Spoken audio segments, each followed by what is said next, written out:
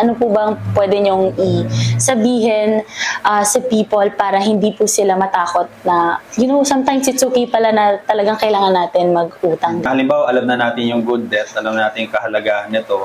So, alam naman natin na yung utangin natin is para naman sa ikabubuti ng halimbawa, negosyo natin, and may balik naman ito.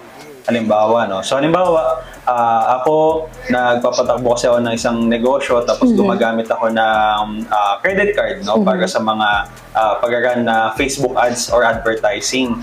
So, ginagamit ko yung credit card na yon, knowing na yung paggagamitan ko is magde-generate sa akin ng balik. Kasi syempre, pag nag-advertise ako, meron mag-i-inquire na customer sa produkto na binibenta ko.